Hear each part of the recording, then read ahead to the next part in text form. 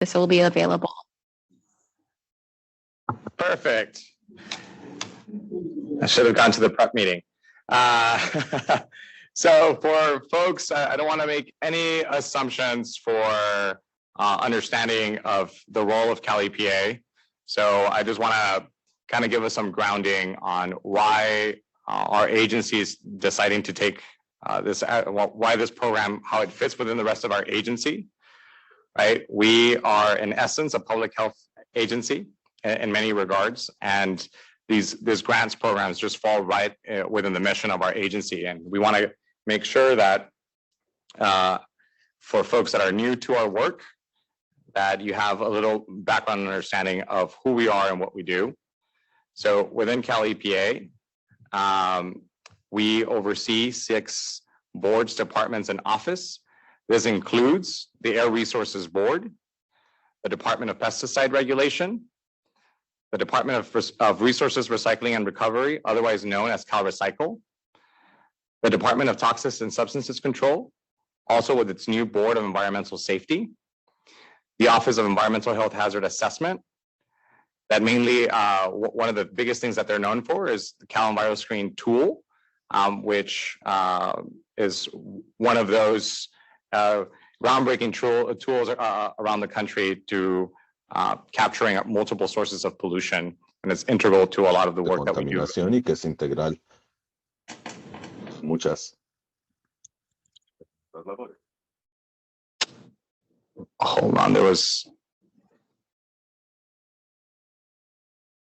Carlos, you jumped to channels.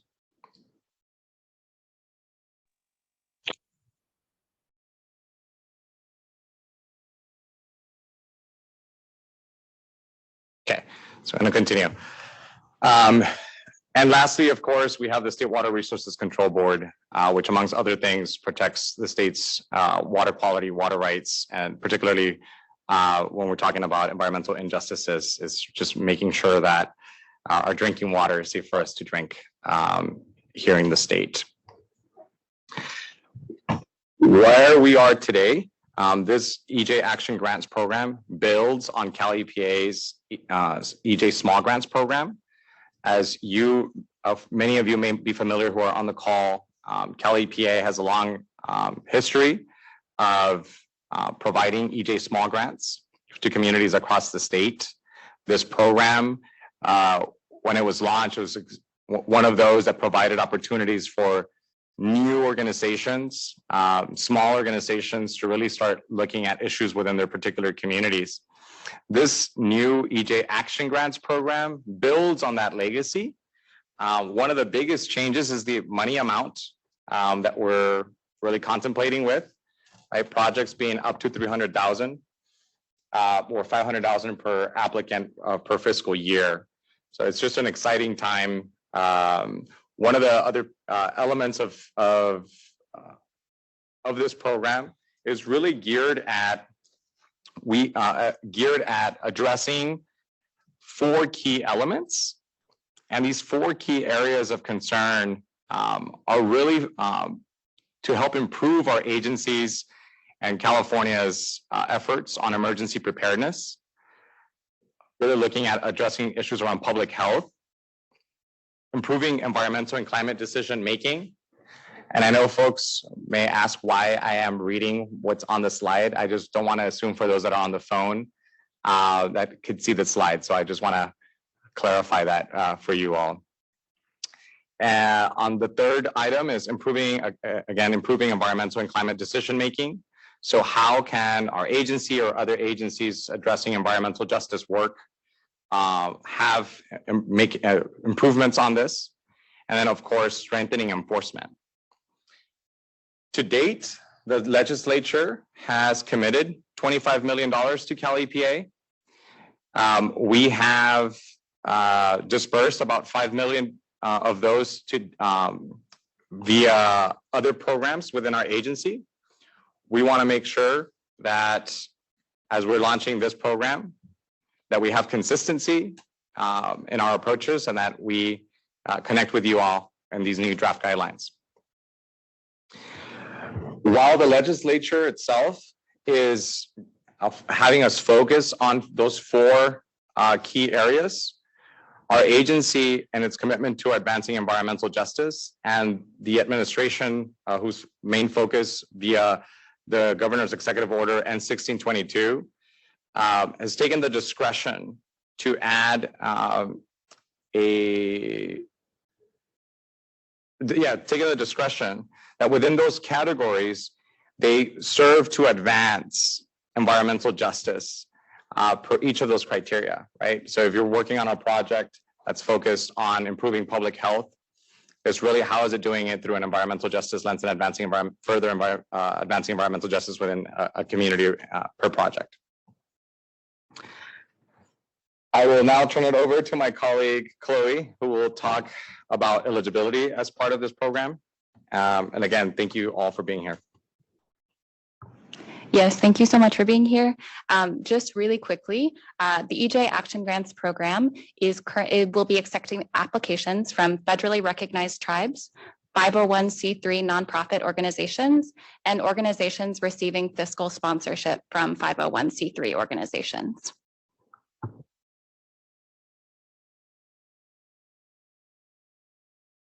Thank you, Chloe.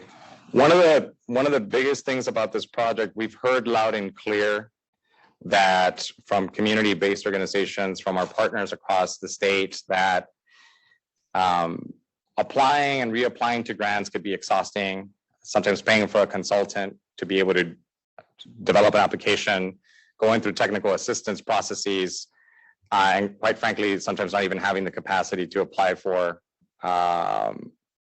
money and then having the unfortunate experience of not receiving a grant. So one of the things that we try to aim with these draft guidelines is how do we break down those barriers within Cal EPA? How do we ensure that our application process is taking into account other efforts that you may have already gone through? So Cal EPA has the supplemental environmental projects list as part of its enforcement efforts, where polluters or violators found, to be able to, as part of the enforcement actions, pay for a particular project in a particular community, land on this list within Cal EPA, and then work with enforcement units and CEPS teams to really identify a project that could be funded in any particular community. Well, what we realized is that not all these projects are funded all the time, and that it takes that matchmaking of having a polluter in your community to be able to be funded. So what we've taken the discretion as part of these, how to apply for this program is really thinking through as to how we maximize those that have been on an approved CEPS list,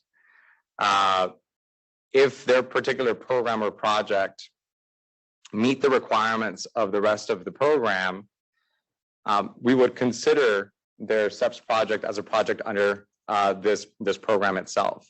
Again, trying to remove those barriers for applicants. The second piece in that same vein is, well, we all know that our different boards, departments, and office offer grants programs that may overlap with some of the requirements here, right? And there may be a project that upon tweaking, or a project because of lack of funding as part of the EJ grants program, the funding of that fiscal year, that you may not have been eligible or may not have received funding from any of Cal EPA's boards, departments, and office. Consequently, we're like, well, how do we make sure that if you've had an application that meets our criteria, that we could work with you to see if that would be eligible for funding here? Lastly, of course, if you have not applied to any of our boards, departments, or office, if you are not part of a CEPS list, you could apply to the program directly. So again, this is in the vein of making it more feasible for folks and easier for folks to apply. While this doesn't address all the barriers and grant application process, we wanted to make sure that we did our due diligence to try to start breaking down those barriers. And I'll give some words on timeline quickly. So we are currently in our tribal consultation and public comment period for these draft guidelines, which is we started June 7th and we will go until July 28th. So please submit any comments. We obviously, if you're not at this listening session, we also accept comments via email at ejactiongrants@calepa.ca.gov. And we will also be hosting a second listening session, also hybrid. This one will be in Southern California, and the address for that is on our website at calepa.ca.gov/EJ And then in our draft guidelines, we currently have the grant solicitation period as August 29th through October 6th.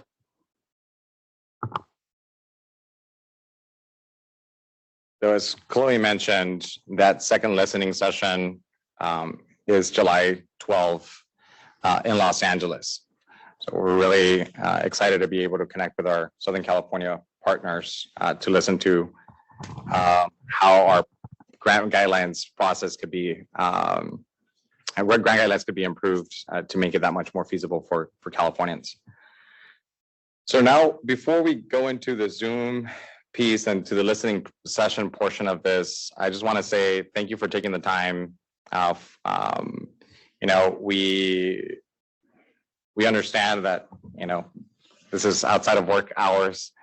We also understand that there's folks that needed some time after work to be able to join us. So for this listening session, the questions that we may, if questions come up, they're mainly for clarifying questions. We really want to listen to you all as to how our grant guidelines can be improved. If you have best practices from other projects, from other programs that you've participated in that Cal EPA could benefit from, we really want to take those into account. So for today and for the other listening session, the Q&A portion is really mainly dedicated to clarifying questions. Aside from that, we really want to listen as to how our guidelines can be improved. I want to kind of walk you through the process. So for folks that want to provide us with a comment as to how our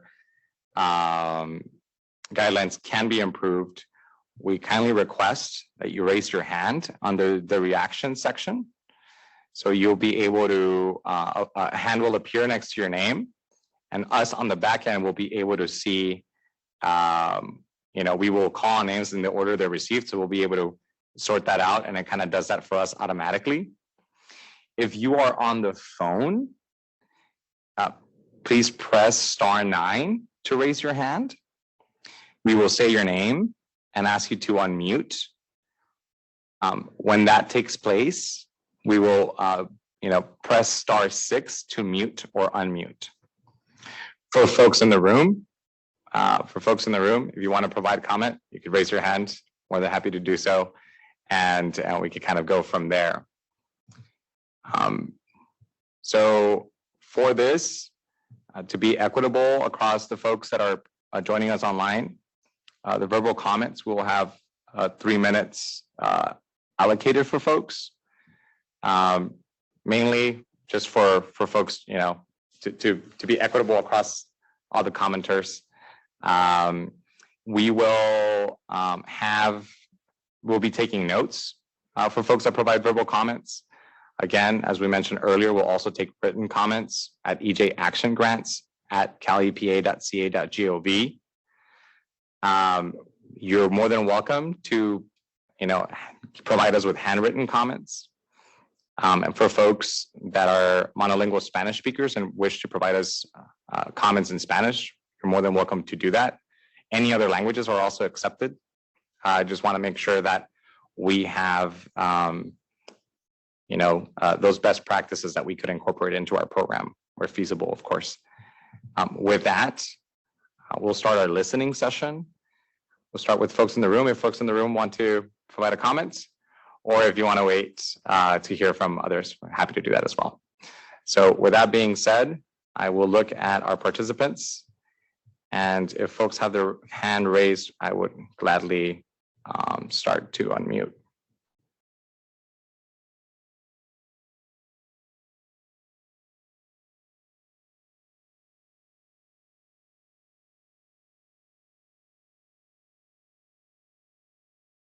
Hold on, I'm looking at this. Here it is. Magali Sanchez Hall.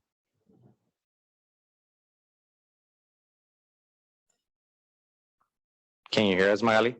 Yes, I can hear you. Gracias. Thank you so much. Oh, thank you. Thank you. I was a little confused with the time, but and I jumped in because I was confusing it with the federal the pass by grants. But I am in the state of California, and my comment is I am in the city of LA, within a city which is called Wilmington. I'm pretty sure a lot of the people here in California are familiar with the city of Wilmington, which is part of the city of LA. And the reason why is that we're surrounded by five the biggest refineries surrounding the community of Wilmington cluster. And also we have the largest port in the country. And we have a lot of the transportation that is coming in and out through the streets, residential streets through Wilmington. And lots of our community here are immigrant, 90% are Latinos, and most are, about half of that are foreign born. And we, you know, our people are being seen as disposable people due to the fact that we haven't received any resources or any relief from all this burden that we are getting from all these sources of pollution, like the trucks when they're moving the goods that benefit other areas. And it's very also a part of the economy of the state of California, but nevertheless, they don't really pay attention to the community of Wilmington, and we're desperately in need of grants. We have resources, but our community are not receiving it directly. Somehow it's, we have a lot of people that come and impose their own ideas, their own projects, but they don't give the opportunity to the community of Wilmington to tell what it's needed here. So basically with the assumption that there's projects that have worked somewhere else that can work here in our community in Wilmington. Just to let you know, 34% of death rates here in Wilmington are due to cancer, and that's due to the refineries and as well as all these emissions by the traffic of the trucks and all this transportation industry here. And I just wanted to know that how we, the community in Wilmington, can have access to these grants and be priority. We are under the SB 535, a priority disadvantaged community, and we're also under other bills, you know, considered to be priority, but we want to make sure that it's coming down straight to the community, that it's not going to CBOs that are not really inside the community or that they're just meeting numbers. We want to have the real impact here. We need a lot of resources specifically for environmental awareness. What are the type of pollutants that are out there in the air? What are the industries that are being basically giving the jobs to the good paying jobs to people that don't live in the community? And then our community is again, underserved, low income, and work in the service industry. So we really need the help from the Cal EPA to have a direct line for us to you know, break through or do something, you know, on all this pollution and our people being disposable. Thank you. Thank you. No, thank you so much, Magali. And on that note, you know, I just want to share with you that 3 ways. I'm going to go back in some slides here so that so Cal EPA will accept applications from federally recognized tribes, 501c3, so nonprofit organizations. And if you're an organization that does not have nonprofit status, you could be sponsored by one that does, right? And that would be an eligible entity. So if your organization does not have a 501c3 and is seeking to receive funding from us, know that that's a possibility under the current draft guidelines. Thank you. And how can I get in the email list for me to know what are the grants that are coming out from the Cali PA? Yeah, so on the one hand, we have our website, the website below. You have calepa.ca.gov/EJ Action Grants. The website information and how to get on the listserv, you'll be able to access that information right there. Got it. Thank you so much. I will be in touch. Thank you so much. And I will now go overhand You're welcome to sit anywhere you want. to Olivia Seidemann. Hi, thank you. Olivia Seidman with Leadership Council for Justice and Accountability. We're in the San Joaquin Valley, policy coordinator. A couple of things. First, put a question in the Q&A around the particular the Supplemental Environmental Project, or SEP. And apologies, this is my own naivete on this. But I am curious about if these are supposed to be projects where a polluter should pay but isn't. I think like that to me seems a bit problematic because with already constrained resources for environmental justice communities, you know, that it seems like something polluters should be paying for, not the government taking out of this funding pool, which could go to other projects. And then I had a question around what kind of plans for coordination with other types of programs there will be that, or sorry, other state agency grant programs, either at Cali APA or at other agencies. I know I'm thinking specifically around the action the area of concern around supporting emergency preparedness in the Strategic Growth Council's Community Resilience Center program, if there is going to be any coordination with programs like that. And then I have a couple of comments on the guidelines, but I'll pause there if folks wouldn't mind answering those two questions.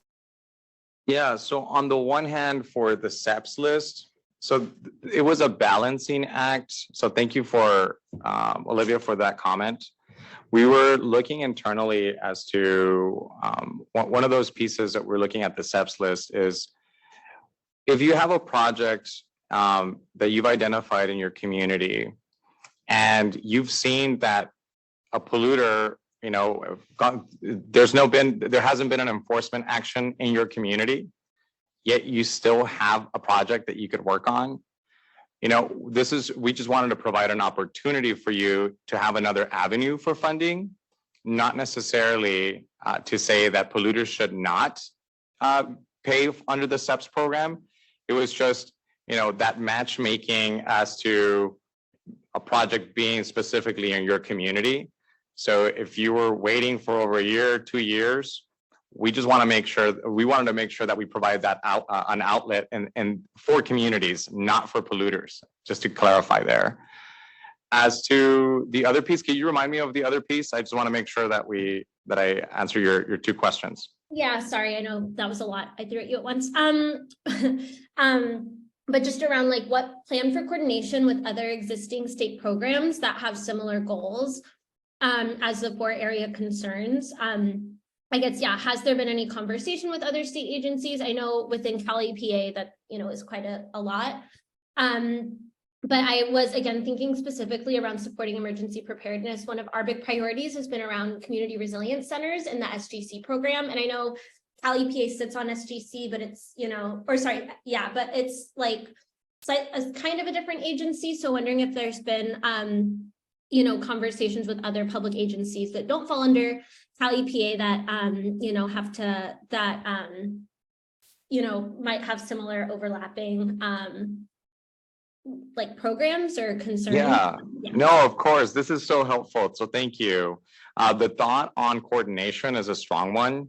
You know, myself coming from the resources agency, there's 26 departments there that I'm like, there's so many things that are already underway. So know that we've reached out to resources agency. We've reached out to other agencies across the administration to see how projects like this could leverage other monies. If you see in the guidelines, we also, there's a section in there that, for folks that are going after or working towards Justice 40 grants, how this money could be leveraged there. So the coordination piece, perhaps we could make it clearer. If you have language that you want to share with us to make that clearer, I'm happy to entertain that, Olivia. Yeah, and I'm sorry. Yeah, I was thinking more, not necessarily language in the guidelines, but just, for program implementation. And that's helpful to know y'all have reached out to other agencies. And thinking specifically about, I'm not sure, I have to look at the TCC program guidelines again, but I know there are pretty strict leverage match requirements for that program. And I think other state programs can contribute towards that, but that has been a really huge barrier for disadvantaged unincorporated communities we've worked with the TCC grant. So that's one thought. And then I'm sorry, I know I've taken up a lot of time. I had a couple. Well, I welcome your written comments, Olivia. I just want to be mindful for the folks that are in the room and for the folks that are also waiting. Okay, cool. I'll be done then. Thank you. Thank you so much. Anyone in the room, also welcome. Thank you for being here. I will now, Jack Wong. Hello, hi, how are you? Doing well, and yourself? Well, pretty good. I just had a quick question. Is this program, are cities eligible to apply, or is this only nonprofits and tribal nations? Right now, remember, these are draft guidelines. So as of the draft guidelines that we have right now, the eligible entities are federally recognized tribes, 501c3s, and organizations that are partnering for a 501c3. That's currently what we have in the draft. If cities, particularly, want to be considered, by all means, if you could send that along, these are the draft guidelines that we put out with a prioritization for environmental justice projects. So.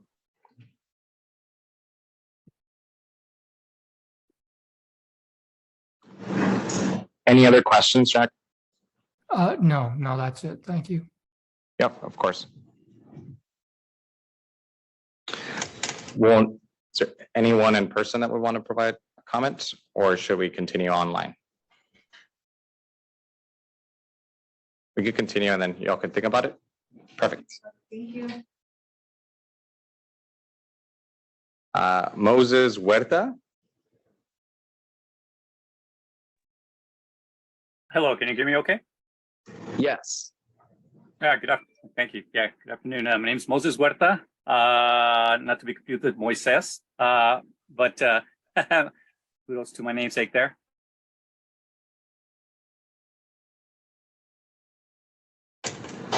Justice Grant Project here in the city of Paramount. You're breaking up. You're breaking up, Moses. We didn't catch that first part. Okay, let me log back in. Can I raise my hand after another comment? Is that okay to get a better connection? Yeah. How about this? I'll give somebody else the go ahead, and then when you come back up, I'll make sure to move you up in the queue. Thank you, sir. Of course.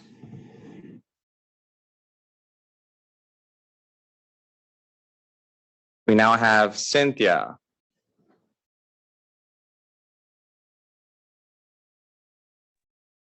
Hi, thank you for having this informational session. So I do plan on submitting comments written, and I'm the director of the Del Amo Action Committee, and I'm also the coordinator for the Los Angeles Environmental Justice Network. Sorry, I didn't say that to start off with. That's okay. And I think I have some questions around like this process of within all of Cal EPA and the SEPs. So if somebody has, I have a SEP in for a project and it has to do with air. And I also have a proposal in with the AB 617 community grants. And I understand that they're doing something, it sounds like similar to what you're proposing, where if I don't get selected for that, then I'll be put into this like collective space for other proposals and other funding to maybe pick it up. And so I'm just trying to understand the limits and how I think that the gist of this is to not make it more burdensome on us to submit a whole new proposal. And so I'm hoping that the agencies will make sure that their grant and funding guidelines run lock and step. I mean, you can have different media that you're looking at or different parts, but please have the same elements. Otherwise, we're going to have to rewrite a proposal. So that's just my initial comment. I know my colleagues are on and they'll be making some other comments, so I don't want to steal their thunder since I got on first. But also, it's really unfortunate when we can't see who the participants are. And I've had folks already communicate with me from your end that it's something that you would have had to set up before the Zoom. But I think a lot of us in EJ groups feel very controlled. And I'm not saying that you're doing that, but that is one of the measures of control that is put upon us, is not being able to see participants, not being able to be unmuted if we want to. And so that's just a FYI for you guys. But I'm super excited about so many other parts of what you guys are thinking about, making sure that we can bring refreshments into meetings, and just your broader perspective, I think, is going to be helpful. And of course, the additional resources is amazing. So you're on the right track, and hopefully with a little bit of polishing here and there, you'll get a bootload of proposals that you'll be able to fund. So thank you very much. Thank you, Cynthia. And I appreciate the comments. One of those things is we want to make sure that it's as inclusive as equitable. So that feedback, even as to how we're handling this meeting, is extremely invaluable. So thank you, and we'll take that back with us. As it pertains to the SEPs, that's one of those things that we're coordinating with our staff. We're coordinating with folks internally to ensure that we do our due diligence. So before we go back to you, and if there's a particular project, before we go back to you, that we've done our legwork to not add additional burdens to the applicant. But again, your comments are well received, and yes, I'm excited about the polishing and the direction that we could be going.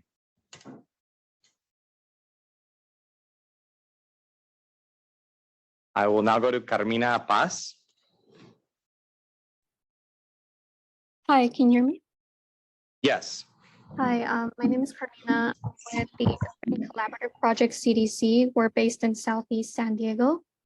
I was reviewing your guidelines, and then I see there's a reference to eligible EJ action grant projects, and then it refers us to your website and then to look up the eligible projects, but I do not see that on your website. So my question is, can funding be used for planning projects as well, or can it only be implementation projects? And then I have one after that. That's a really good question. So we had hoped that the examples of potential funded projects would be up by now. That's still underway. So thank you for catching that, and we'll make sure to update that information. As you know, if project planning and if the planning projects that you're thinking of is something that you'd like to see as part of this grants program, please share that with us. If that's something that you want to see, reflected, happy to take that comment back. Okay, yes, I do. I would like to see that. The reason I say is because we're also planning to apply for the TCC planning grant in partnership with other local CBOs. And I would like to request that in your section 4.3 application components, it references something about SEP projects. Item 4 includes submission of applications for grant programs operated by certain other state programs. Can you also include the Strategic Growth Council, because that's the one that's operating the TCC grant, so that we can fall or our projects could be eligible under that criteria. And then just providing more information about the supplemental environmental projects, because we're a small nonprofit. We're trying to grow our capacity to do more environmental justice projects. And this is the first time I hear about a SEP reference. So maybe explaining that in your guidelines. I'm pretty sure we're not the only ones confused about what that means. But just looking at your guidelines now, we think we might be eligible, looking at that number 4 under criteria section 4.3, if you include the Strategic Growth Council. Thank you so much for that, Carmina. Thank We'll you. take your comment. Thank you. Appreciate it. Anyone in the room that would like to provide a comment? Yeah, go ahead. Here, let me make sure I give you a microphone.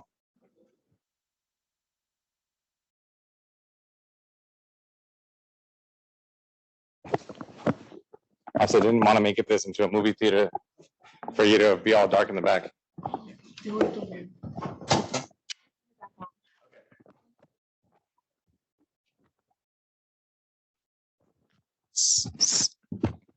So hello, my name is Agustin Martinez. I am a community member from the Imperial Valley. I'm actually right now working with Comité Cívico del Valle, a nonprofit in Imperial Valley. And the reason that I am very interested in speak about it, it's because I know that there's some disadvantages in my community. I know that we have a very low air quality levels. So we manage an air monitoring network, which we have at least 80 in the Imperial Valley, and also in Mexico, crossing the border in Baja California. And we started it because we got some fundings from here from Cali, PA. And right now we don't have those funds right now. And there's people interested in knowing the exact air quality in their zone. So I would like to push for that, these grants. I know there's a lot of plannings going on also. And as more planning, it's more benefits for our Imperial Valley. And also, like, I would like to talk about like the tribes that we have in the Imperial Valley. We have the Quechan, that it's near Arizona and also the border of Mexico. And it's part near of Winter Haven, that is part of the Imperial Valley still. And it's not considered as like it as a community where most of the fundings would go right to this investments. So I would like to also talk on behalf of them, because I've been there with them. I've been doing outreach with them, and they feel less because there's no one who can spoke for them, right? So I would like to spoke about like the public health that we all deserve, right? So just to take in mind this, please. Thank you. Thank you so much.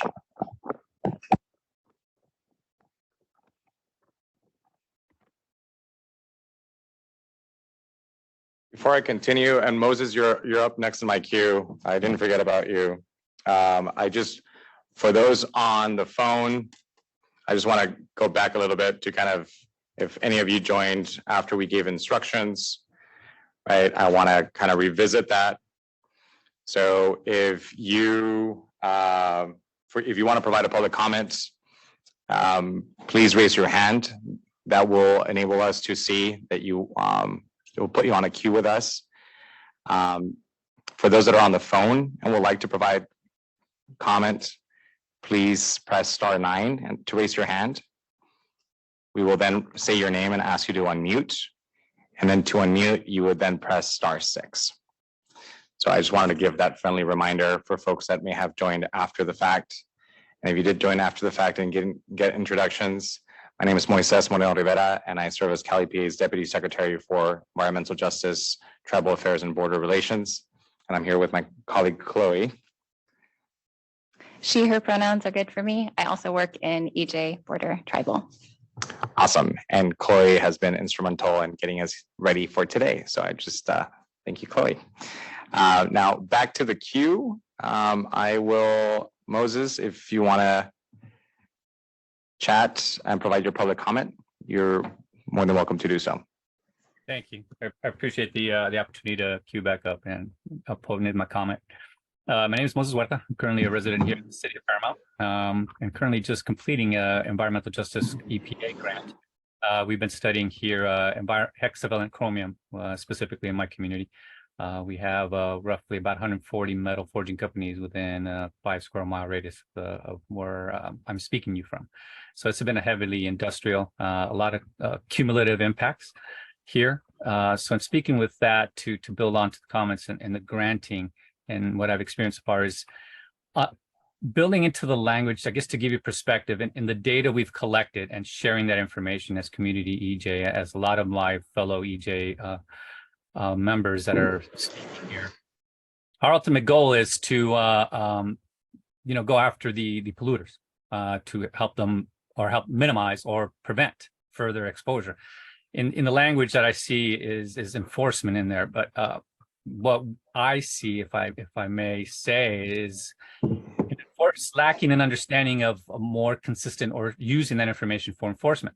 If I've collected a year's worth of data and it shows continuous harm and we don't see any action after the end of the grant, then how should I feel about that, right? Other communities might feel that way as well as they're progressing towards their this type of level of addressing their respective environmental issue, right? If they're getting this information, they're sharing it, they're reporting back, and we're seeing that the issue is harming. But if it's not in the language where we don't have that backing the support that's adding in there to say, okay, we see that there is a problem. Let's take this information and either continue maybe supporting that because you see the benefit as an agency and other agencies and enforcements. Instead of, for example, I am currently in possession of very expensive monitoring equipment, federally referenced monitors that are sitting idle because I have to wait for more funding, even though the data and all that information shows that there is still an issue. So I wanted to kind of give that perspective, maybe in a high level, to give you, as we add into language, as all of us here at the front line of communities, once we gather this information, address the issue, and we report back, and we see as Cal EPA in the hierarchy, somebody that has the backing, the width,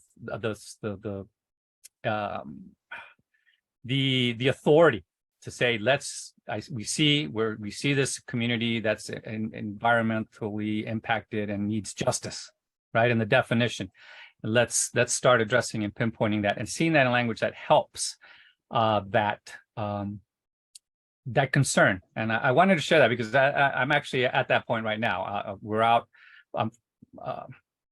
in the community now, working on trying to continue the momentum that we've already built in these grants, and we don't want to stop that, right? So when you have these, you have to have that backing, that support, and also feel that the work has yielded benefits, had to yield a result. That's right? super helpful, and thank you for that insight. I could see where that challenge lies, and right when you have the data and the what's next piece. Thank you so much. If you, Moses, have if there's any proposed language, I know this is something for us to take into account, as part of this listening session. But if you have any concrete examples as part of your experiences with US EPA, or in how they've addressed it, that would be very, very helpful to us. Thank you so much. Thank you for the opportunity to speak. Really appreciate it. Of course. On my queue, just for reference, just to get where you are on the queue, I have Katie McNeil, Jennifer Lai, and Robina Subo. If I mispronounce your name, please also check me on that. And then I will go to the room. I just want to make sure that the folks online, there were some folks that were waiting. Thank you. So Katie, Hi, thank you so much. I just put my questions in the chat, so I'll read what I wrote and feel free to respond in the chat, just in the interest of time. I really appreciate this and the program. It looks super promising. I had a couple questions and I'll read them off and then I guess you can pick and choose. The guidelines refer to existing steps being eligible. So I'm wondering if I work at the Water Board on the Central Coast, and we have a SEP Monterey area helping some underrepresented communities. And I'm wondering, do the SEPs need to be active and they're currently going on, or can they be recently closed? And then would that funding go through the funding agency that has the SEP? So that was one question. And then, so I'll answer that question Okay, great. first, just so that, so on the one hand, if the SEPS project, as currently in the guidelines, if the SEPS project has been on the list by June 30th, right? If is existing in the current list that's on our website, that would be a project that we would be reaching out to see if it's still active, or if organizations still wanted to be considered for it for funding. So that's on the one hand. The other aspect of your question is, would it go through the funding agency? We would work with the folks within the water boards. However, once it becomes a project under the EJ Action Grants program, it will be a project under the EJ Action Grants program. Okay, so that probably answers my second question. You guys would manage that then? Yep. Right, great. And then I noticed that the guidelines, we were looking through this, and there are some EJ tools that are being used, and we're wondering if DWR's map of DACs and other tools might be something that applicants would want to rely on to define their areas. Yeah, so that's a really good point. So we wanted to give you examples of tools that exist, particularly CalEnviroScreen, of course, and that sits within our agency. We are very understanding that different tools serve different purposes, right? And that your community and a particular community and a particular project under that community, if it's regarding tree planting, that perhaps CalEnviroScreen is not the tool for you to use, right? So we come with that understanding. So we wanted to give examples of tools and for folks to be able to leverage those. However, it does not mean that that is the only tools that we're considering. If That makes total sense. Thank you. That's great. Yep. Yeah, and then my last question was, someone else mentioned this before about cities, and I would say that it might be helpful to have CSDs be eligible to apply for the CSDs that are community service districts. Yeah, who are representing underrepresented areas. So that was my last comment, and really appreciate it. I work at the Water Board, and this is so important. So I appreciate what everyone is doing here and all the comments that we've heard. Thank you so much. Thank you, Katie.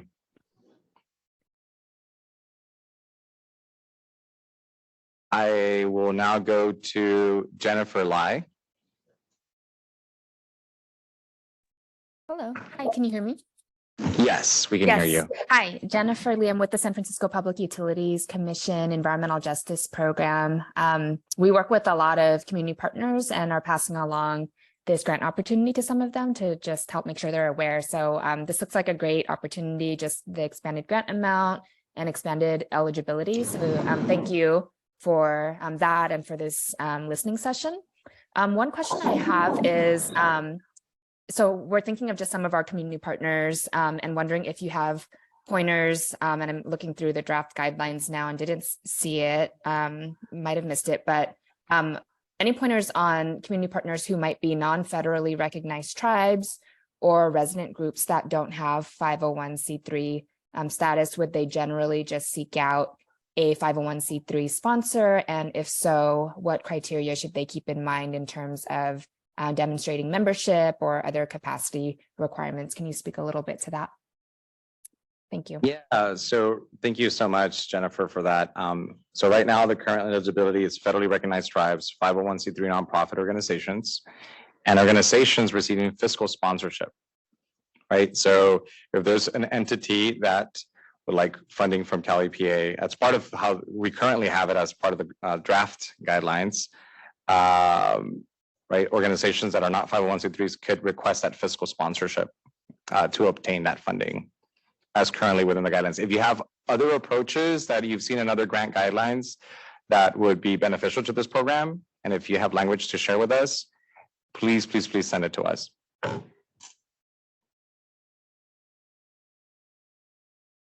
Any other questions, Jennifer?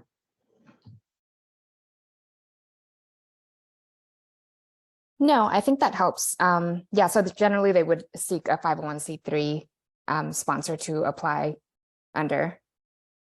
That is correct. If they're a As resident group, current okay. draft guidelines, yes. Okay, or we can comment otherwise, yeah. Okay, Yep. Thank you. Of course. So I have Robina before I go to the in-person. Hi, good evening. My name is Rabina Soon, and I'm the Executive Director of California Safe Schools. We're a children's environmental health and environmental justice coalition. I want to thank you for your very thoughtful and work and details that you provided in this current draft, including having tonight's webinar and other events that are upcoming. I just have a quick question. So if the date to apply, if I heard this correctly, is October, what, please, is the time frame, if known, that grants might be reviewed and funded? Thank you. So we currently have the timeline where, here, let me go back to some of the slides. Thank you for that question. So the current timeline that we have will take comment period to July 28th. We will then review all the public comment that we've received. We will then go for grant application period. So we intend to go for solicitation and have that application period open from August 29th to October 6th. Within that framework, as we currently have it in the guidelines, is we will have a rolling awards. Is that correct? Yes. Rolling awards within that time frame between August 29th and October 6th. We will then, if you could just please check on the last piece. That's how we currently have it. We aim right now, we've received public comment right now to extend that period, but that's the current timeline that we're working on. Okay, thank you. And I'll be following up on that as well. We'll go to the in-person. Yeah.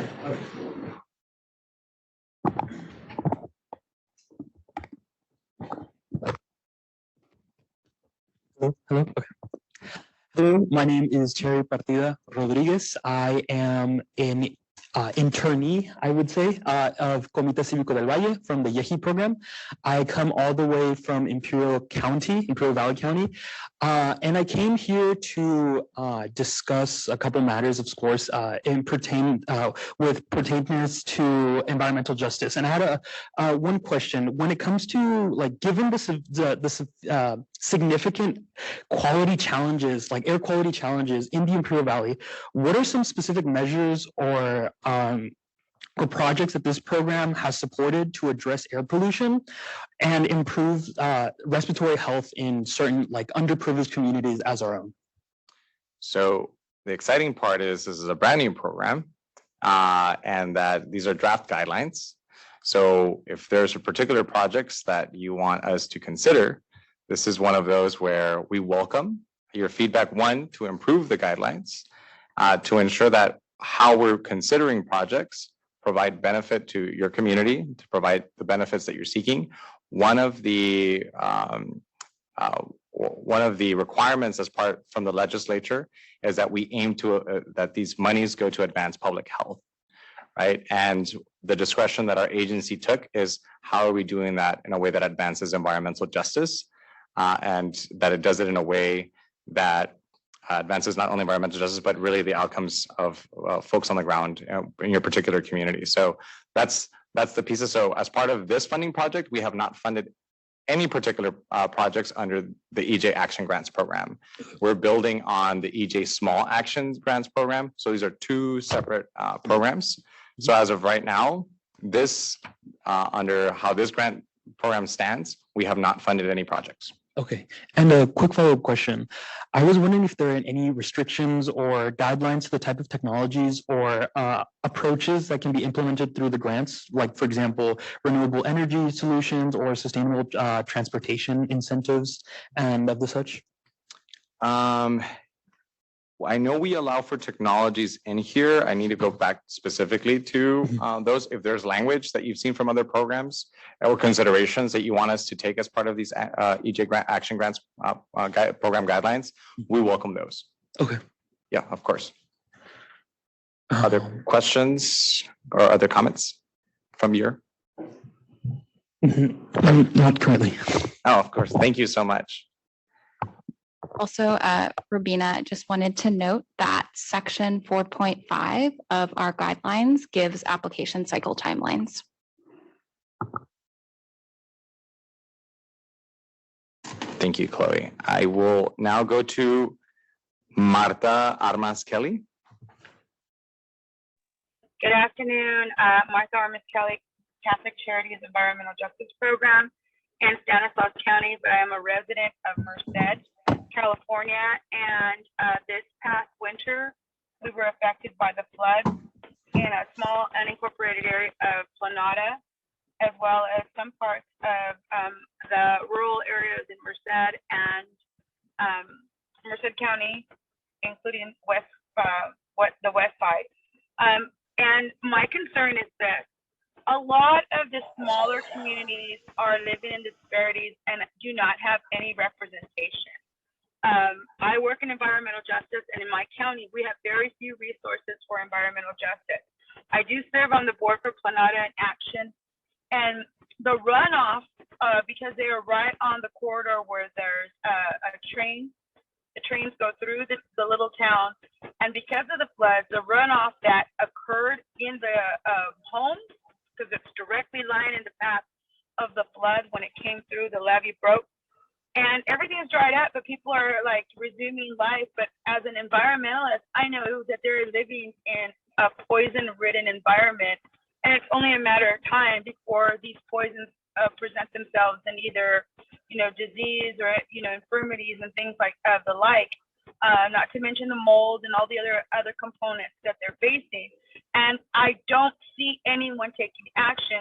And because we are under a fiscal agent with Planada in Action, would it warrant a project where we could have the soils tested and set up a pilot program so that other communities that are facing similar situations would have something to fall back on and be able to say, aha, this is something we need to also have, and we want to just create a project or a pilot program for investigating and making sure and ensuring that we have emergency preparedness, that we have the tools that we need to make sure that the families are safe. This is a public health issue. It's an environmental impact issue, as well as emergency preparedness.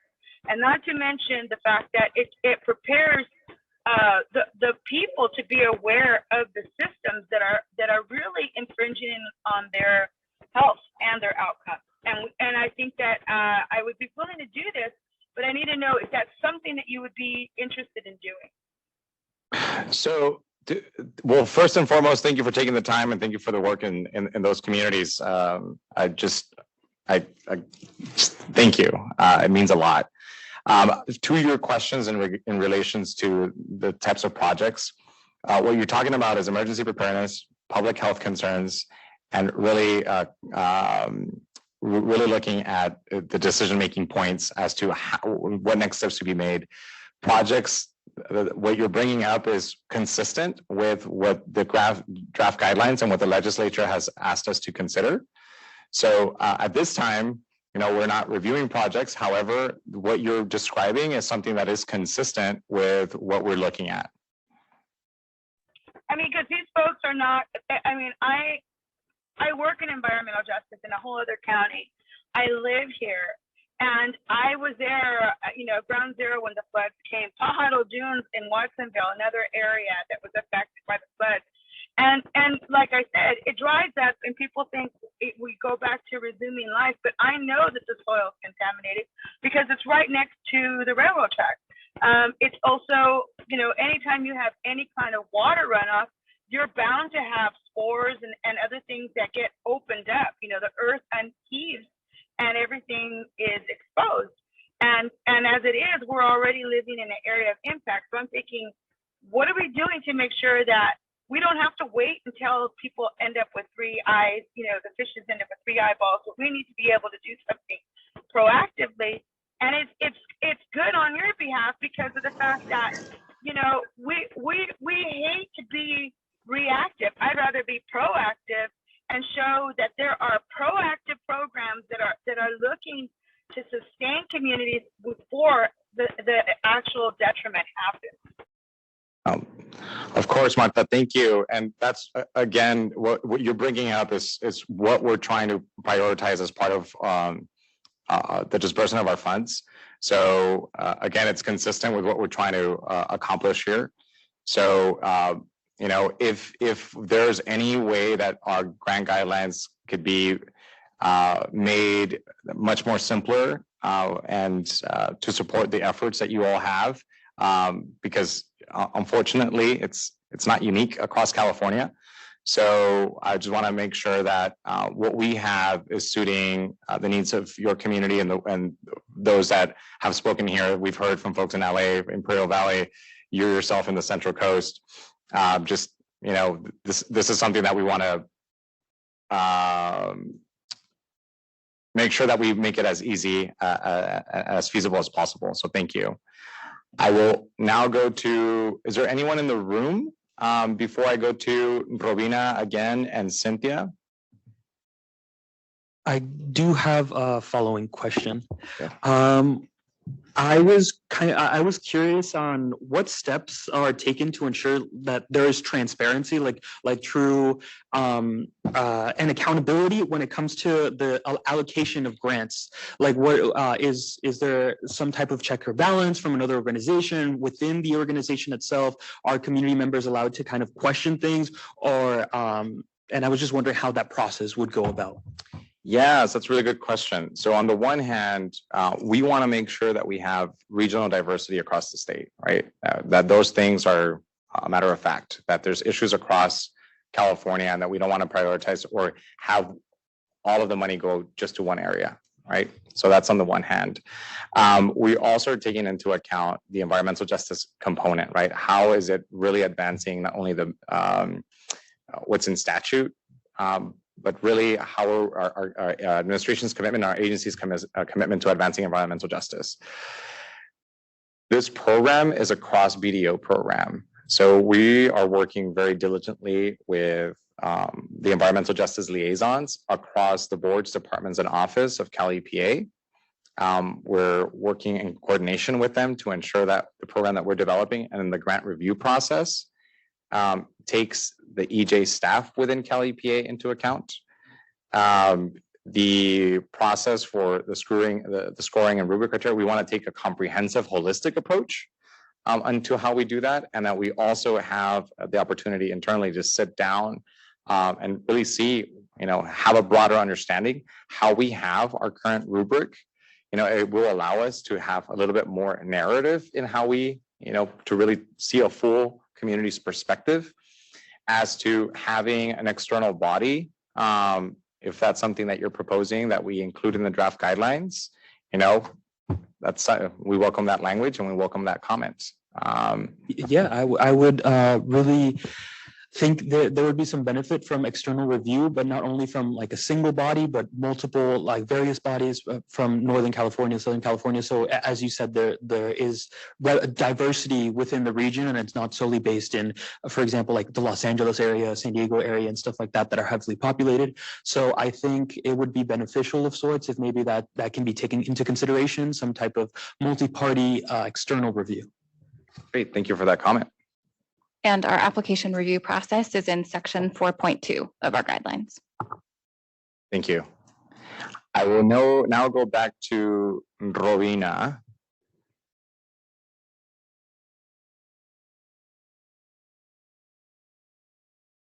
Robina, if you wish to provide a comment, or is that a legacy hand, or is it a clarifying question? I was just saying thank you for the additional information. Thank you. Oh, thank you so much for being here. Going back to Cynthia. Hi, thanks again. Cynthia Babbage Delamo, Action Committee, LAEJ Network Coordinator. So I have two things to say.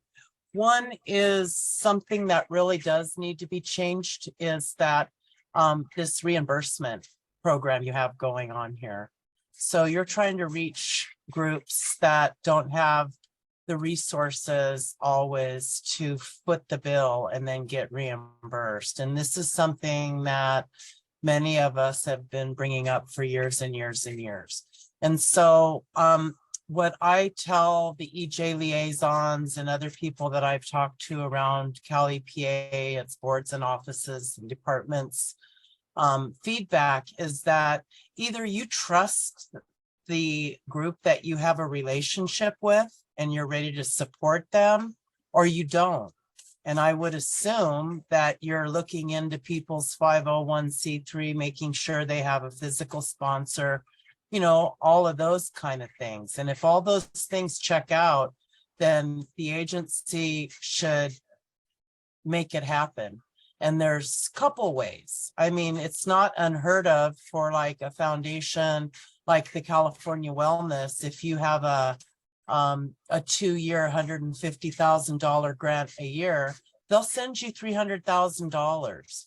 So if you're not ready to get that bold, the baby step that you could take would be similar to the small grant program, where you initially give $5,000 and then the organization submits its receipts along with other reimbursements, but you don't go ahead and give them another $5,000 up front or some other amount that you could come up with.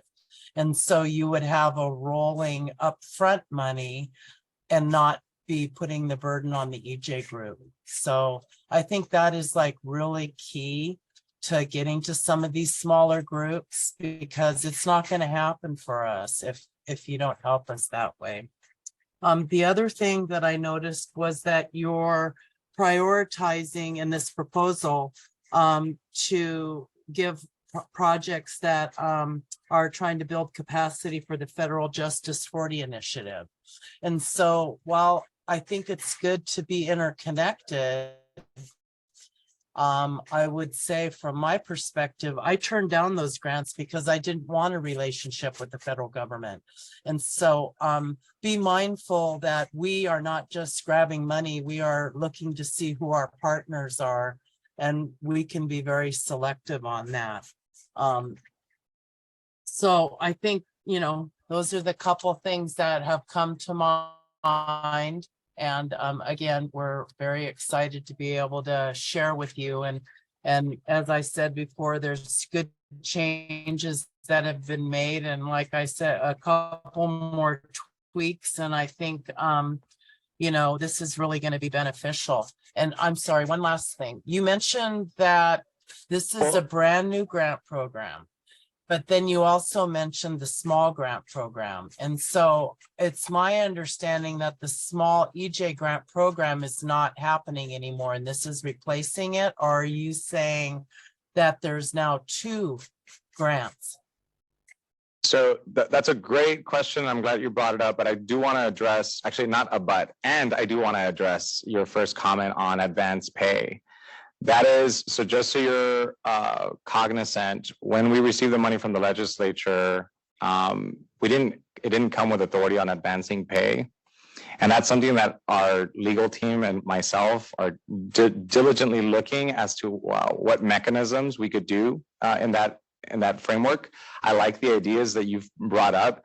Know that we're not ignoring this and that it wasn't out of lack of trying for not wanting to put that in there, Cynthia. I just wanted to provide that clarity. Removing barriers is a priority, and just know that that's something that we're looking through. As to the EJ Action Grants Program, this money sunsets. The money that we have for this EJ Action Grants Program, it sunsets in 2026, I believe. So we want to make sure that we encumber the money and that we release these monies so that we can show why there's a big need and why we need more of it, right? So we are not, the EJ Small Grants Program is in statute. We are not removing it. However, we are prioritizing the EJ Action Grants Program specifically because the money sunsets and because it gives us this opportunity to give larger amounts of money for projects. So does that address your two components? That certainly does, and it definitely opened up another door. So I'm glad that I asked that question because I didn't really, maybe it's my fault, but I didn't really see the sunsetting in any of the information. Maybe I was reading too fast, but that's really good to know for people to be able to plan. And with legislature, I think that you guys are being very transparent, which is appreciative. And I'm not suggesting that we go hand in hand to the Capitol, although I would happily do that, but you probably have restrictions. But, if we know what's happening, then we can also make our voices heard, to the legislature. We can speak for ourselves if we know there's some speaking to be done. Thank you. Of course. Thank you. And really quickly, just to note, there were no specific dates that were put into the deadlines for encumbrance and liquidation, but it is mentioned in section 1.2. It makes sense that you missed it. It's a very small paragraph. Great. I will now go back to Robina, or unless there's anyone else in the room. Go ahead. I have a quick question pertaining to when we were talking about sunsetting. Something really came to mind when I was thinking about it. I was wondering about if there is a plan or if a plan is in the works of evaluating or tracking the long-term efficacy of the funded projects. And if so, how? And if not, do you plan to in the future? That's a big component, and that we have, that's one of those things that we're really looking at is not only where are we funding, what is the impact, what is the effects, what is the relationships that Cal EPA is sustaining. That is one of my priorities within this role, and that's one of those things that we're most definitely thinking of right now. If you have recommendations as to how of other programs, happy to take those in. But that's something that we are really thinking through from this funding source. And also kind of looking back at the EJ Small Grants Program. That's one of the things that we want to go back to the programs that were funded and touch base with the organization. So that's something that not only from this pot of money moving forward, I also want to go back to what did we fund? Where are those projects? How are those communities? How are those projects? So that's something that we really want to look into. So thank you for bringing that up. Yeah, of course. Oh yeah, can you just repeat your name and your affiliation? Yeah, my name is Terry Partida Rodriguez. I am a high school graduate, just graduated in June. Congratulations. And thank you. And I am part of the YEHI program with Comité Cívico del Valle. YEHI stands for Youth Environmental Health Internship. So thank you for asking. Thank you for being here. It is nice to see students. So for the folks that are online, there's a number of students that are visiting from the Imperial Valley as part of the youth environmental health internship. And they're here visiting from Imperial Valley. The organization that is coordinating with them is Comité Cívico del Valle. And their headquarters are in Brawley.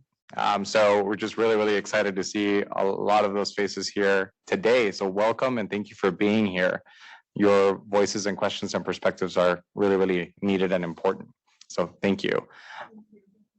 I will now go back to Robina.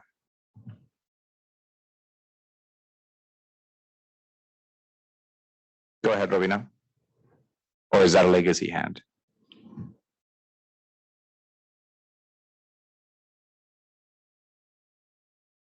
Seems like it's a legacy hand. Okay. I will now go to Gustavo Aguirre Jr. Hello, good afternoon or good evening. This is Gustavo Aguirre Jr. with the Central California Asthma Collaborative, Climate and EJ Director. Thank you everyone for all the amazing questions and the presentation.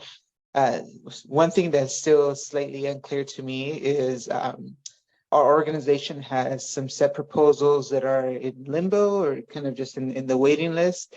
And to clarify is if we wanted to pursue say a project that is in the supplemental environmental project list, will we need to pull that out and then resubmit it here? Or does it stay there in the SEP list, and then are we able to then kind of go for this opportunity and then whatever comes first? I just want to kind of clear that up if possible. Yeah, thank you for that question, Gustavo. So if you're in an approved SEP list, it's currently sitting within Cal EPA's website. The information that you have there, we're going to be working with the SEPs coordinators across Cal EPA. And if you have an active SEP project or an inactive SEP project, and the information matches the information that's part of our guidelines, it will be important to connect with the SEP coordinator and ourselves, particularly myself and Chloe that are here, to see what additional information would be required. Not that you would need to submit an additional application. We want to make the process as easier as possible. However, if there's still some tweaking to do, if there's some information that's additional information that's needed just for the purposes of meeting the requirements under the legislature, as part of this, we'll work with you to see how we make that happen. Thank you for that. No, thank you for being here. Great. I will, anyone else in the room? So I could. Sorry for. Go ahead. Wait.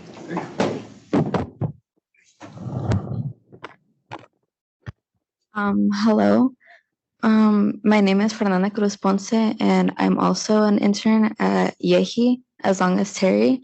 And earlier in the Zoom meeting, somebody mentioned that a storm had ruined their town and that they needed somebody to represent them and to speak out for them.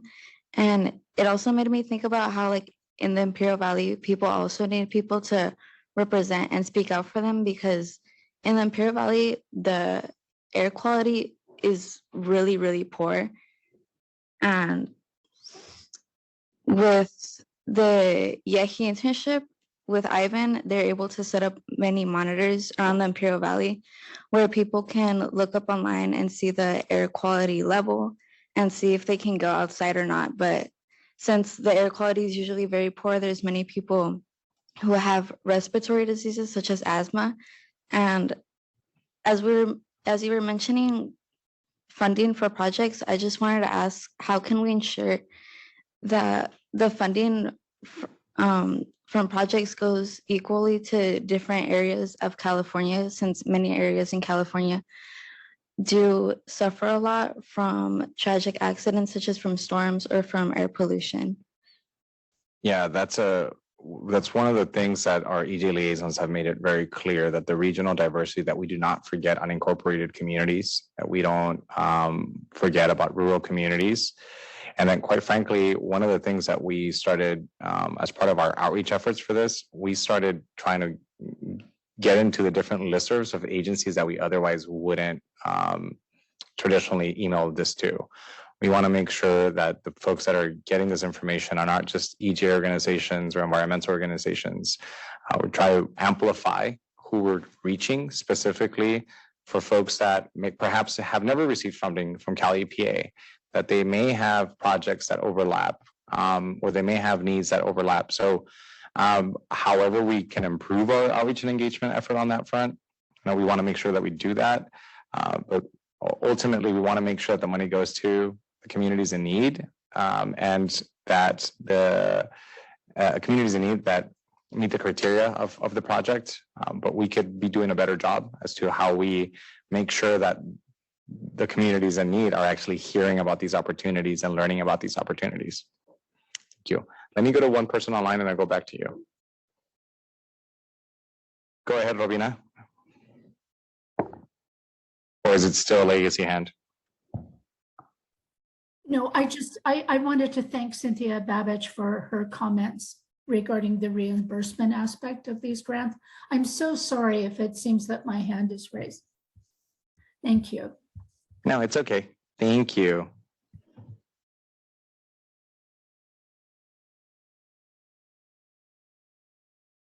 Go ahead, Gustavo. Or is that also a legacy hand, Gustavo?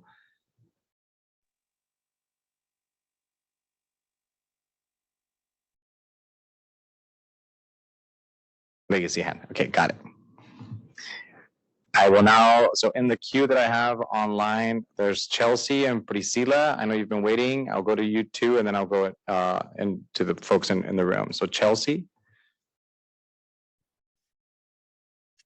Hello, good evening. Good evening. Thank you very much for this opportunity. My name is Chelsea Tu. I'm the executive director with Monterey Waterkeeper. We're a new Central Coast nonprofit that works on providing clean water, from drinking water to river protection to ocean protection. And my question is about section 4.3.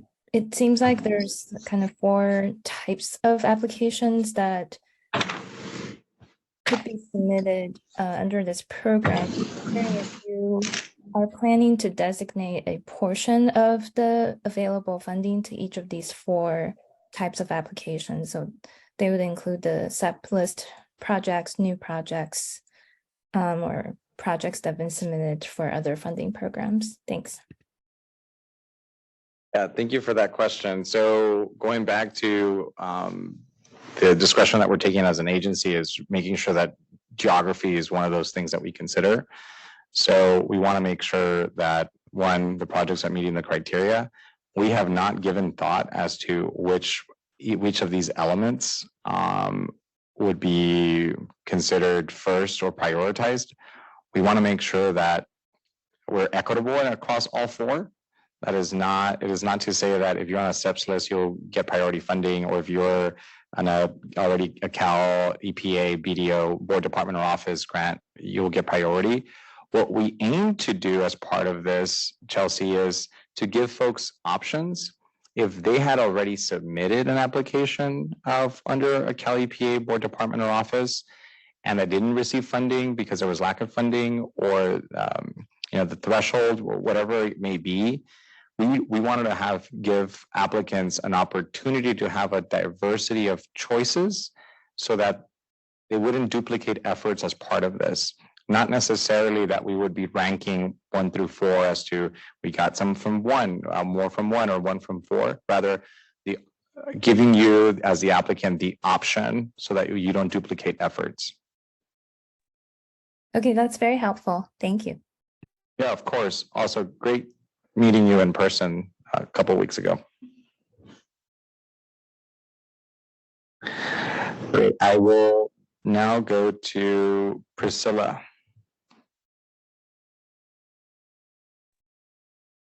Hello, everyone. How are you? Doing well, and yourself? Wonderful. Thank you for this opportunity because we have a lot of environmental issues affecting communities, especially in those underserved communities. And so my question is around, when we're talking about environmental justice, there's a lot of illegal dumping where it's in mounds in some of our communities. As a result of that, there's all sorts of environmental issues that stem from that, like rodents and animals and biohazard materials and all of that that filters out into the community.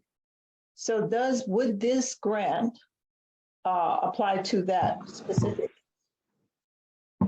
task?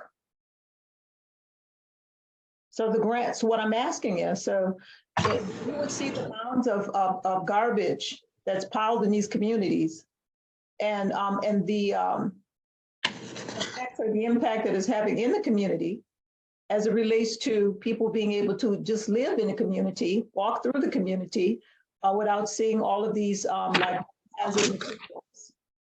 And then all of the pests and all the other thing that comes from these mounds of garbage. I think that's an environmental issue, right?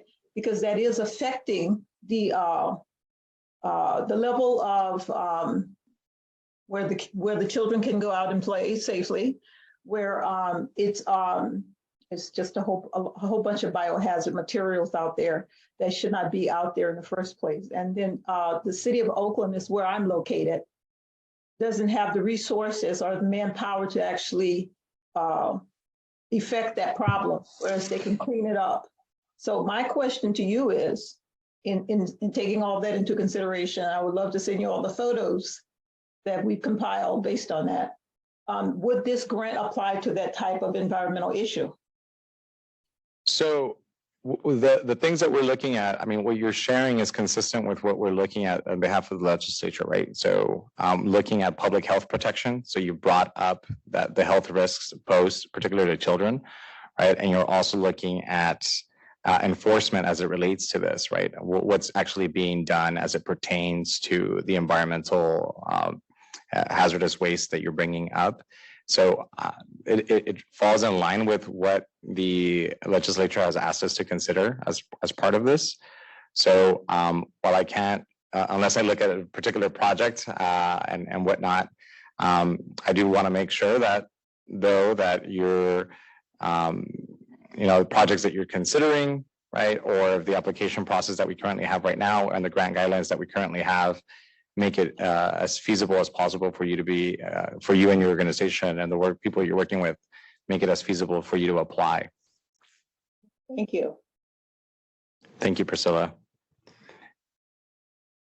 I will now go to a person in the room, and then we'll go in the queue. I have Carmina and Richard.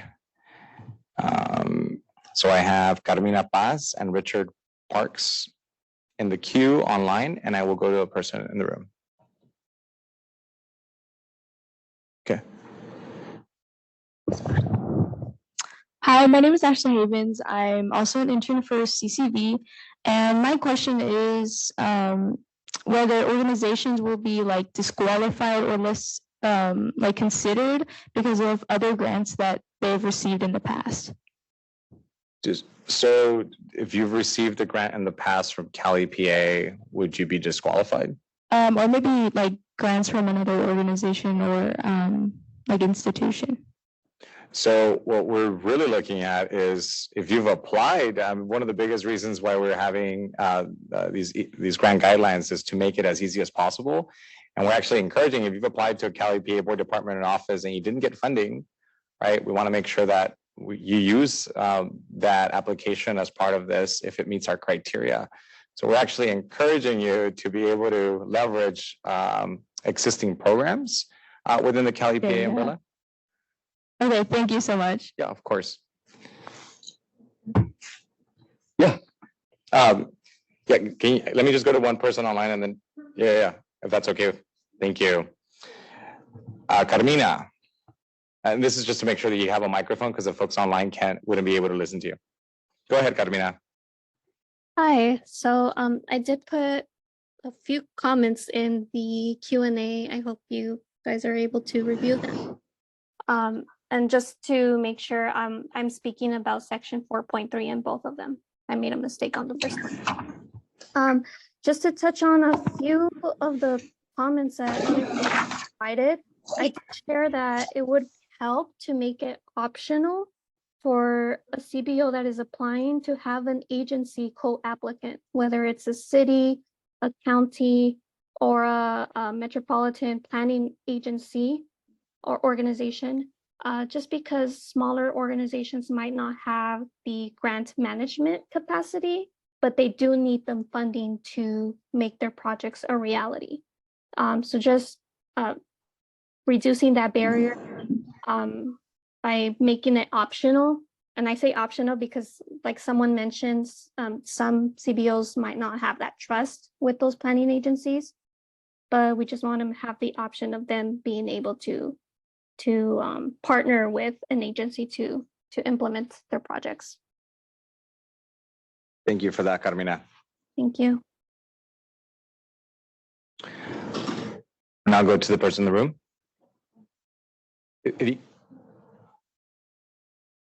So you can talk to the public. I work for the TSC. I can always ask in the end. That's okay. Okay. Thank you.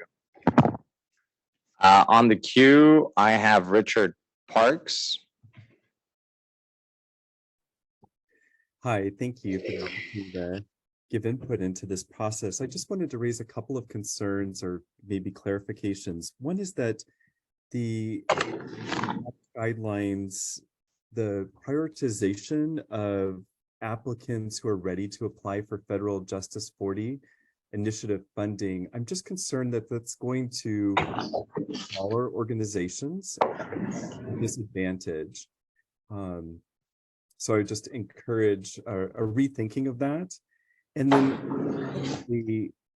there's wording in the draft that says coordination with appropriate responsible parties. And I think what we often find in our work, I'm sorry, I didn't introduce myself at the beginning, but I work with Redeemer Community Partnership in South Central Los Angeles. And so often what we find is that what we find in the regulatory environment is just systemic patterns of malign neglect, environmental racism, and sacrificial zoning. And so often our work is confronting regulatory agencies to get them to enforce the rules that are already on the books. And this language of coordination with appropriate responsible parties, I think what that would lead to is it's going to lead to projects that are perhaps less confrontational with the agencies, but actually less useful for protecting the health and safety of our neighborhoods. And so I'm not concerned by that, but I'm concerned by that language. And then finally, just another recommendation would be is that, as the governor has moved to, ban internal combustion engines by 2035, as many parts of the state are moving to declare oil extraction a non-conforming land use, there's a real question about what's going to become of these oil drill sites and refineries. And it's so important that we do advanced thinking about what those properties are going to be transformed into, so that the violence of extraction doesn't get replaced with the violence of displacement. And so I think there's an urgent need to engage communities that are impacted by these environmental justice issues and really being able to vision for what comes next, so that what does come next is a blessing for the community. It upholds and builds community rather than just replacing one extractive use with another. But just to go back to the second point, if you could clarify your thoughts on the coordination with appropriate responsible parties, that would be very helpful. Thank you. Yeah, thank you for that. And one of the biggest things that it's good to hear that feedback, Richard. One of the biggest things that when we were thinking of these drafts is, ultimately we want to make sure that our agency is delivering on its mission, right? And that these grants programs also improve our agency systems, particularly as it pertains to these 4 areas. So one thing is the intent, and the other thing is what the outcome is as it pertains to that intent. So I appreciate that insight as to how it plays out, but that because ultimately the intent is to improve the initiatives within Cal EPA and its boards, departments, and office.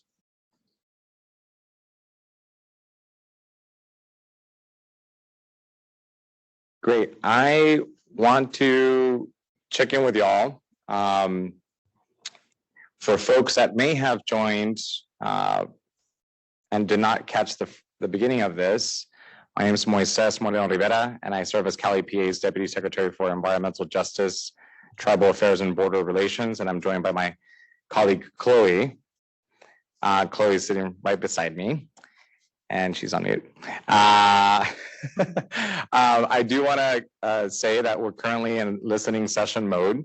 If you are on the phone, if you want to provide a recommendation as to how our grant guidelines can be improved, on the screen we have instructions. So please press *9 to raise your hand. We will say your name and ask you to unmute. We will then ask you to press *6 to mute or unmute. For those, online, please raise your hand. Online, please raise your hand under the reaction section, and it'll put you on a queue with us. And for those in the room, just raise your hand and we'll make sure to give you a mic. And thank you for being here. I don't have anyone in the queue, so I will go to the Q&A section. Oh, Cynthia, go for it. Well, I have to jump off because I have a couple big animals to feed, but I just want to say that I've heard a lot about you, and I wondered to myself, the new guy, I wonder what this is going to be like. And so just judging from what I've seen tonight, I just want to extend my appreciation for both not only yours, but Chloe's patience in understanding the questions and giving feedback and, showing that you really do care and are hearing us. And I'm looking forward to meeting you. And I guess now I can see a little bit why, people are so excited that the team is really coming together at Cal EPA. And it can't come soon enough, but we also appreciate Yana's guidance, and just wanted to let you know we're watching and we know when to complain, but we also know when to give people a pat on the back and say thank you. So thank you. Well, thank you so much, Cynthia. Before you hop off, I just want to say that we will be in Los Angeles on July 12th for our second listening session, and happy to meet you in person, and hope that we could pack that room at the LA Regional Water Board's headquarters there in LA. Awesome. Thank you. Thank you so much. Any other person here that would like to provide a public comment?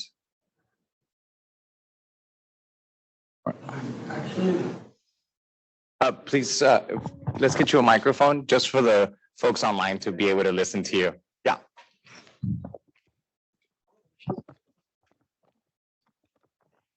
Here's the thing. Having high school students and having interns here traveling from the US-Mexico border is super important. So I'm here to sit down and hear you until our meeting time is over. We only aim to improve, and knowing that you're here is really, really exciting. So by all means. Yes, and specifically coming on to that to that topic, sorry. I was wondering about it because we obviously we come all the way from the US-Mexico border. Traveling via car is 11 hours just straight driving. So I was wondering how we can make these meetings, aside from Zoom meetings, of course, which are very engaging and of course very helpful. I was wondering, at least from what I see as a student and what I see from my community, I know that Zoom meetings are somewhat effective, but what is ultimately more effective is the ability for people to get together and actually hold these meetings in person. So I was wondering if you guys have any plans in the future of hopefully incorporating more different, like of different regions, like being able to go out and do some outreach and really get people informed, because ultimately I was only informed of this because of the program and wasn't really because I am part of my community and because, you know, you guys are involved in my community. And I appreciate, of course, all the work that you do. I just wish that we had more of an ability to be in person instead of having to, of course, travel hundreds of miles just to engage in person. Yeah, that's totally fair. And so first and foremost, I do want to say is that this is round one, right? This is round one. The reason why we wanted to have these 2 listening sessions beforehand, and the reason why we chose Sacramento first, this is being recorded and we want to make sure it's accessible online. We have the tight deadline of encumber a certain amount of the funds by June of next year. And we want to make sure that we don't miss that opportunity, right? We want to make sure that the money that we need to get out the door gets out the door. Come the next round, we want to be more intentional, because I want to make sure that if there was folks that after our first round of funding were not eligible and it was because of a minor tweak that we could have made, I want to make sure that we could do that, right? So, and I also want to make sure that we're not just saying that we want to not forget about rural communities and not go there, right? So for these 2 listening sessions, one, of course, here in Sacramento, hybrid, and the one in Los Angeles, it will be hybrid. After that, we do intend to have another workshop. Once we go for grant, we open our grant application process and grant solicitation. Going to other communities is top of mind. So thank you for that reminder that we actually act on our words. So I appreciate that. And just also just a reminder that this is just round one, and we intend to improve to make sure that the money is actually going to the communities that need it, right? Okay, thank you. Of course. I have one question online and then I'll get to you. Go ahead, Trevor.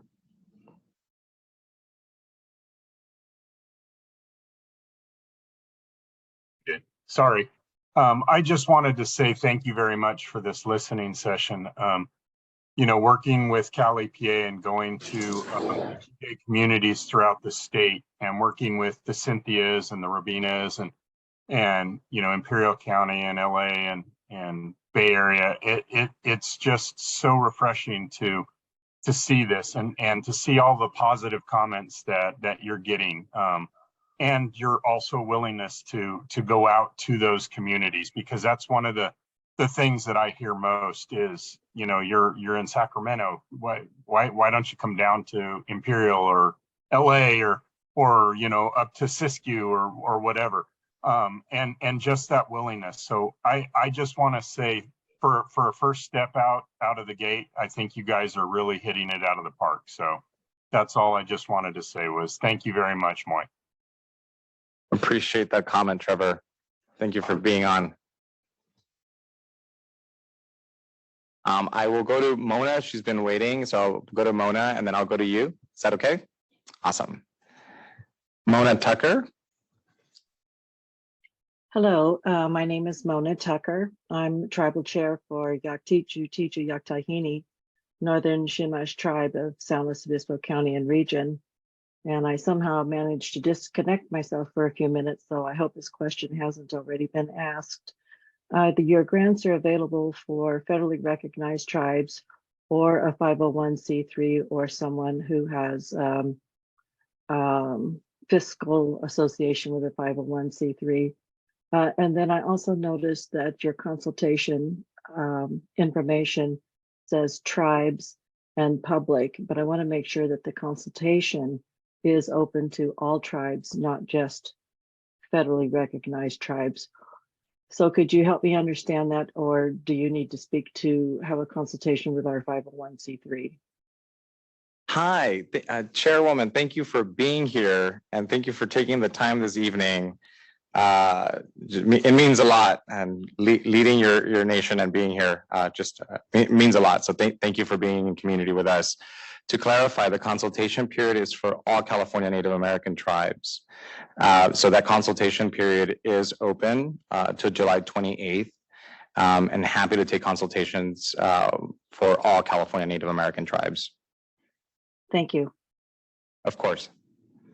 Do you have any other clarifying questions, Chairwoman? No, no, that's all. And thank you for tonight's presentation. Oh, thank you for being here. Okay, we'll go to the person in the room. Hello, my name is Giselle Sanchez, and I'm an intern in YEHI. And I want to go back to what Terry said, my partner, and what you have just said earlier about the workshop. So for the graduates, for interns, can we still be allowed to participate part of the workshops here in this OPA, the EJ, my bad? Yeah, so this event is open to the public, right? You don't have to be a part of an internship. Once you graduate and you're no longer part of the internship, our grant guidelines and our processes are open to the public. What we were just discussing with the chairwoman is California Native American tribes have a process for consultation. And so the public, however, has until July 28th, right? You as a member of, living in California, you have the opportunity to provide public comment. You have the opportunity to engage with us while part of this program or outside of this program. So please share with your friends, please share with members of your community, right? I'm so glad that the internship program brought you here. However, you do not need to be affiliated with any organization. We've heard from a lot of community-based organizations today, folks representing a multitude of organizations. I want to clarify that it's instrumental that we have their perspectives here, because we're working with a lot of community-based, with a lot of communities across our state. However, individuals, members of the public, anyone within California or even outside of California, right, and that feel that they have an opportunity to improve our systems can do that. So I just appreciate for that question. Yes, continue engaging with us, continue being part of our public process is extremely important. So I just appreciate that. I have another one. Yeah, of course. And if we want to engage with this, would it be in the same website as this?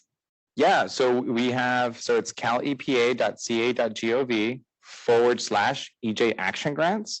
The information there, the draft guidelines, the information for the public meetings, you will be able to have access to that same information.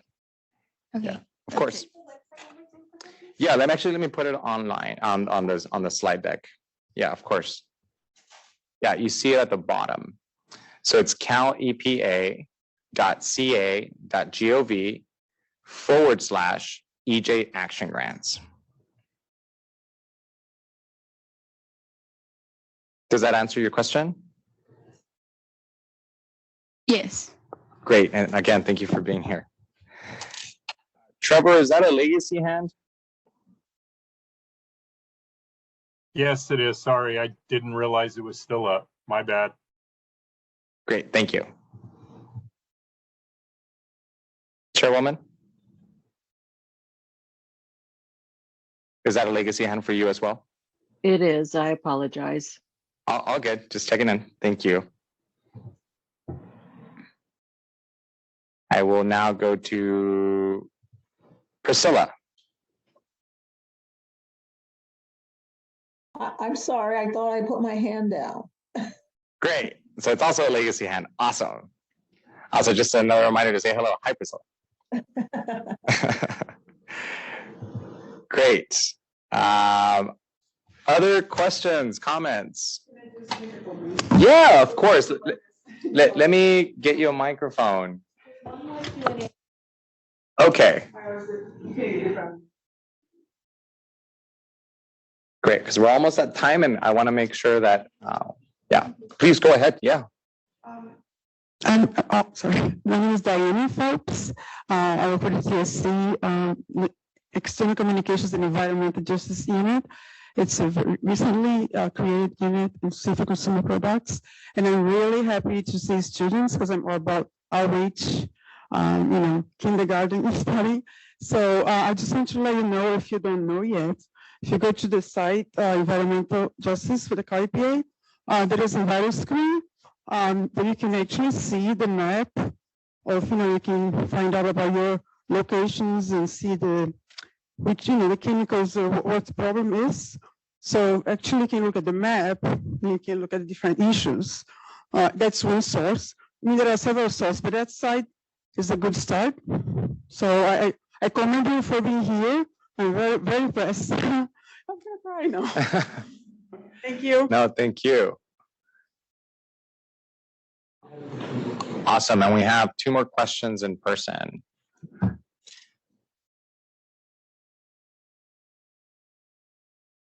And I believe those will be our last 2 questions because we're almost at time.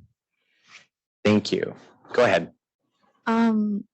Going back to what Terry said about how he didn't really know about this public listening session until he learned about it through this internship. I also had that same experience. Okay. And I just noticed that throughout this whole Zoom session, the only people like in our age group who are commenting in this is like the people in our internship. So I just wanted to know if you had any plan on being able to promote these sessions online to a younger audience or to promote them more just to the public. That's really, really good feedback. And between now and the next meeting, we'll make sure that we do our due diligence.